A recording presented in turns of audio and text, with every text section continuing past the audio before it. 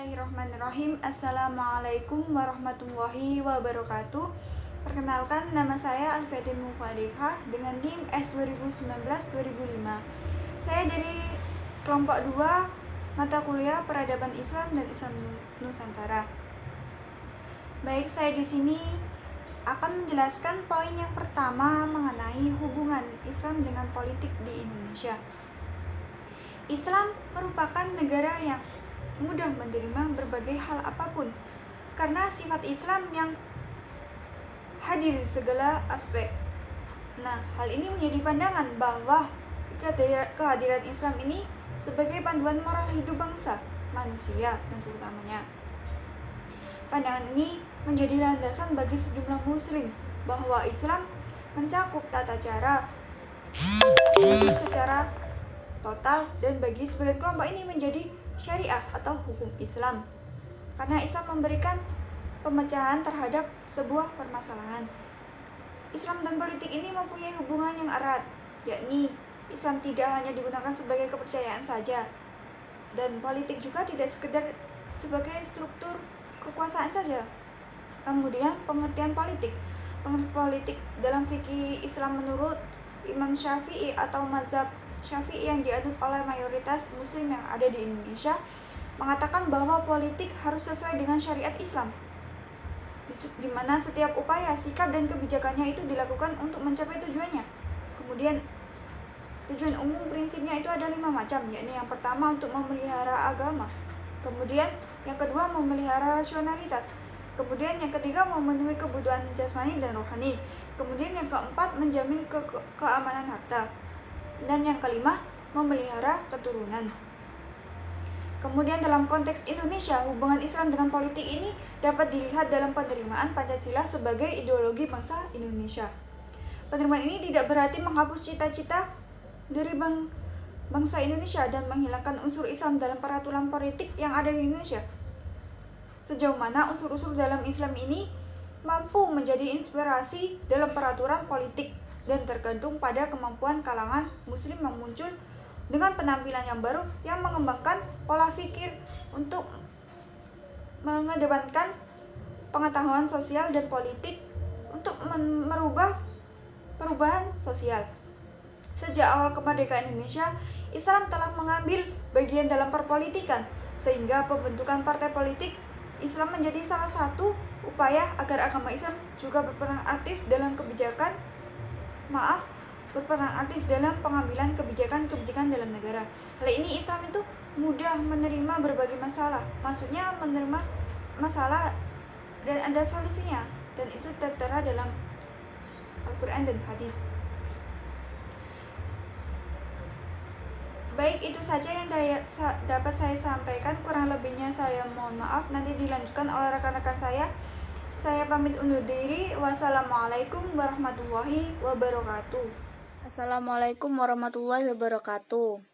Perkenalkan, nama saya Dini Dwi Lestari, NIM S2019-2004. Di sini saya akan melanjutkan penjelasan dari Mbak Alfi. Nah, sebelum saya melanjutkan, saya ingin menjelaskan kembali yang dijelaskan sama Mbak Alfi, yaitu tentang Islam dan politik. Nah, hubungan Islam dan politik ini sangat erat. Nah, apabila keduanya ini mudah dipahami sebagai sarana untuk mengatur kebutuhan hidup manusia secara menyeluruh. Nah, Islam ini juga tidak digunakan sebagai kepercayaan aja dan pengaruh di masyarakat semata. Politik juga tidak sekedar digunakan sebagai sarana memperoleh posisi dan otoritas formal struktur kekuasaan. Dalam konteks ini juga Indonesia, hubungan Islam dan politik dapat dilihat dalam penerimaan Pancasila sebagai ideologi bangsa satu-satunya asas bernegara. Nah, sejak awal kemerdekaan Indonesia itu, Islam telah mengambil bagian dalam perpolitikan. Nah, sehingga membentuk partai politik Islam menjadi salah satu upaya agar agama juga berperan aktif dan dalam pengambilan kebijakan negara. Nah, untuk mempresentasikan surat umat Islam ini dalam dunia politik, maka lahirnya namanya Masyumi Apakah itu masyumi? Nah, menurut Porter, lahirnya masyumi ini juga tidak terlepas sebagai bentuk perlawanan terhadap partai-partai yang dianggap mengancam ekstensi Muslim. Nah, seperti apa? Seperti PNI dan PKI. Pembentukan dan pendeklarasian Masyumi ini sebagai satu-satunya partai Islam di Indonesia terjadi pada Muktamar Islam Indonesia di Yogyakarta pada tanggal 7-8 November 1945. Nah, Masyumi ini juga punya tujuan sebagai satu-satunya partai Islam. Ternyata tidak tercapai secara penuh karena pada tahun yang sama organisasi Persatuan Tarbiyah Islamiyah atau PERTI tidak bersedia untuk bergabung untuk mendukung Masyumi dan kemudian membentuk partai sendiri. Dan masuknya Islam dalam dunia politik Indonesia ini seharusnya tidak perlu dikhawatirkan akan merusak ideologi bangsa atau Pancasila. Dan bukti mengenai hal tersebut sudah ada sejak awal berdirinya negara, yaitu dengan diterimanya revisi isi Pancasila oleh golongan Islam meskipun harus menghilangkan 7 kata pada sila pertama, yang dengan kewajiban menjalankan syariat Islam bagi pemeluk-pemeluknya. Nah, kesepakatan ini kemudian dikenal dengan Piagam Jakarta. Nah, bagi yang ikut dalam perumusan konstitusi di awal kemerdekaan ini, tentu ketetapan dasar negara ini menjadi penting. Hal ini karena dasar negara menjadi pijakan utama dalam menentukan arah dan cara penyelenggaraan negara. Keputusan diambil oleh tokoh muslim ini seperti Muhammad Natsir, Buya Hamka, Kasman Singo Dimejo, dan Agus Salim. Dalam perumusan ideologi negara menunjukkan sikap toleransi terhadap ekstensi golongan lain. Nah, itu penjelasan saya untuk melanjutkan penjelasannya dari Mbak Alfi. Dan kemudian akan dijelaskan lagi oleh Mas Taufik yang itu antara Islam dan kebinekaan Indonesia. Apabila ada kesalahan kata, saya mohon maaf yang sebesar-besarnya. Wabillahi taufik wal hidayah. Wassalamualaikum warahmatullahi wabarakatuh. Bismillahirrahmanirrahim. Assalamualaikum warahmatullahi wabarakatuh. Saya Muhammad Taufik. Di sini saya akan sedikit menyampaikan mengenai antara Islam dan kebinekaan di Indonesia. Sebelumnya sudah disampaikan oleh Mbak Dini dan Mbak Alfi mengenai hubungan Islam dan politik Indonesia. Dalam pembahasan saya ini ada 2 poin penting, yaitu mengenai Islam dan Bhinneka Tunggal Ika. Bhinneka Tunggal Ika itu mempunyai arti bahwa berbeda-beda tapi tetap satu. Itu Bhinneka Tunggal Ika. Nah, Bhinneka Tunggal Ika itu merupakan moto dari bangsa kita sendiri. Itu motonya, itu berbeda-beda tapi tetap satu. Kemudian Bhinneka Tunggal Ika ini muncul secara eksplisit dalam pasal 364 Undang-Undang Dasar 1945 yang menyebutkan bahwa lambang negara Republik Indonesia adalah Garuda Pancasila. Nah, dengan moto atau pedoman Bhinneka Tunggal Ika, yaitu yang berarti berbeda-beda tapi tetap satu. NKRI, Negara Kesatuan Republik Indonesia. NKRI, Negara Kesatuan Republik Indonesia, yang dibangun oleh tokoh-tokoh Islam seperti Kiai Haji Abdul Wahab, Kiai Haji Abdul Karim, Gus Dur, dan lain-lain, akhir-akhir ini mendapatkan tantangan yang cukup berat, yaitu munculnya kasus radikalisme. Munculnya kelompok-kelompok radikalisme, yang mana radikalisme itu sendiri adalah suatu gerakan yang menolak secara keseluruhan terhadap tatanan atau tindak sosial dengan cara perubahan, akan tapi dengan cara atau jalan yang kasar gitu ya. Kemudian menurut Gus Dur itu munculnya faktor kemunculan kelompok-kelompok radikalisme ini terjadi karena 2 faktor. Faktor yang pertama itu karena mereka kecewa akan ketertinggalan umat Islam terhadap kemajuan Barat dan pengaruh budaya mereka terhadap dunia Islam. Itu menurut pendapat Gus Dur kenapa kelompok-kelompok radikalisme ini muncul. Kemudian yang kedua, menurut Gus Dur kenapa kelompok-kelompok radikalisme ini muncul? Karena ini yang kedua, karena kedangkalan agama di dalam kalangan umat Islam gitu ya. Jadi mereka itu banyak yang sudah hafal Al-Quran ya, dan mereka juga banyak yang menghafal beribu-ribu hadis. Akan tapi mereka itu pemahamannya hanya tekstual saja gitu ya, tidak memahami tentang penafsiran yang sudah ada seperti kaidah-kaidah usul fikih gitu ya. Dan mereka tidak memahami atau tidak mempelajari substansi ajaran Islam dan nilai-nilai agama Islam. Nah, itu salahnya. Lah, Islam menurut bahasa itu berarti damai. Ya, tunduk, patuh dan berserah diri ya.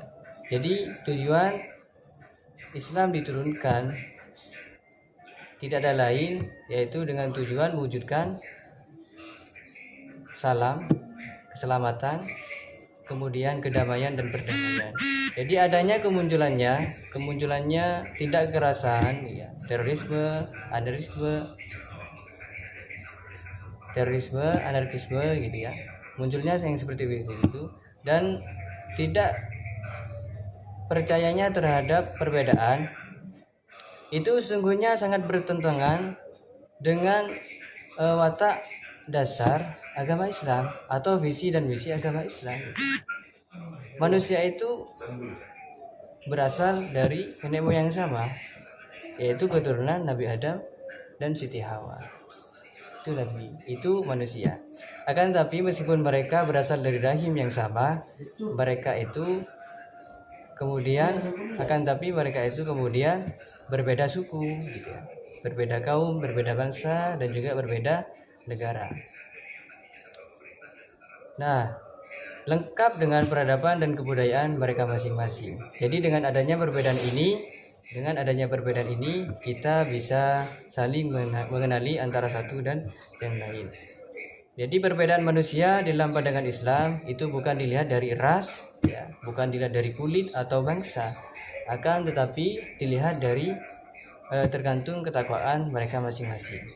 Ya, yang sudah tertera dalam Al-Qur'an surat Al-Hujurat ayat 13 yang berbunyi ya ayyuhannas inna khalaqnakum min dzakari wa unsa wa ja'alnakum syu'uban wa qabail lita'arafu inna akramakum indallahi atqakum innallaha alimun khabir. Yang artinya ya ayyuhannas inna khalaqnakum min dzakari wa unsa, wahai manusia sungguh aku telah menciptakan kalian seorang laki-laki dan seorang perempuan. Wa ja'alnakum syu'uban wa qabail lita'arafu, dan kami menjadikan kalian bersuku-suku dan berbangsa-bangsa agar kalian itu saling mengenali. Inna akramakum indallahi atqakum, sungguh orang yang paling mulia di sisi Allah ialah orang yang bertakwa. Innallaha alimul khabir, sungguh Allah Maha mengetahui lagi Maha penyayang. Jadi sudah sangat jelas dalam ayat ini bahwa perbedaan manusia gitu ya, bukan dilihat dari ras, bukan dilihat dari kulit atau bangsa, tapi dilihat dari ketakwaan mereka masing-masing. Mungkin cukup sekian dari saya. Assalamualaikum warahmatullahi wabarakatuh. Assalamualaikum warahmatullahi wabarakatuh. Nama saya Muhammad Rocky Ilmi Murtado, NIM S 2019-2031. Di sini saya akan menambahkan sedikit penjelasan dari Mas Taufik tadi tentang hubungan Islam dan kebinekaan Indonesia. Bhinneka Tunggal Ika sendiri memiliki arti berbeda-beda namun tetap satu. Bhinneka Tunggal Ika ini merupakan moto negara Republik Indonesia yang muncul secara eksplisit dalam pasal 36A dalam Undang-Undang Dasar yang menyebut bahwa lambang negara Republik Indonesia adalah Garuda dan Bhinneka Tunggal Ika sebagai motonya. Dalam Islam sendiri mempunyai prinsip-prinsip yang telah diajarkan oleh Rasulullah. Dalam surah An-Nahl ayat 125. yakni dengan bijaksana, pelajaran yang baik, dan jika ada sebuah perdebatan, maka berdebatlah dengan baik. Inilah karakteristik Islam yang santun dalam menyikapi berbagai perbedaan. Sikap ini perlu kita kedepankan, karena jika suatu penyampaian disampaikan dengan kasar, maka tidak akan ada penerimaan dalam perbedaan. Bahkan akan memperlebar suatu perbedaan antara suatu kelompok dengan kelompok lain. Prinsip kebebasan hak dan menghormati perbedaan telah lama dipraktikkan oleh Islam sejak zaman Rasulullah. Implementasi prinsip-prinsip tersebut dapat dilihat dalam Piagam Madinah, atau yang dikenal dalam sejarah yakni konstitusi tertulis. Yang pertama di dunia yang membuat dasar-dasar toleransi, harmoni, dan kebebasan bagi setiap penduduk untuk mendapatkan hak-hak dasar manusia. Dalam konsep kebinekaan, Islam sebagai agama mayoritas yang berhasil menyatukan berbagai suku yang terbesar di Kepulauan Nusantara dan menjadi salah satu persatuan yang penting dalam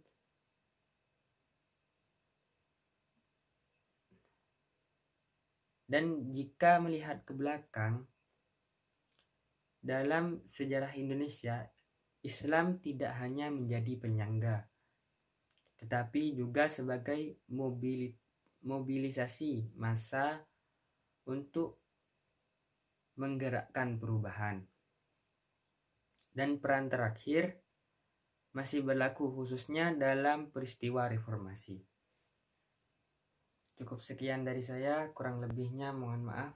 Wassalamualaikum warahmatullahi wabarakatuh.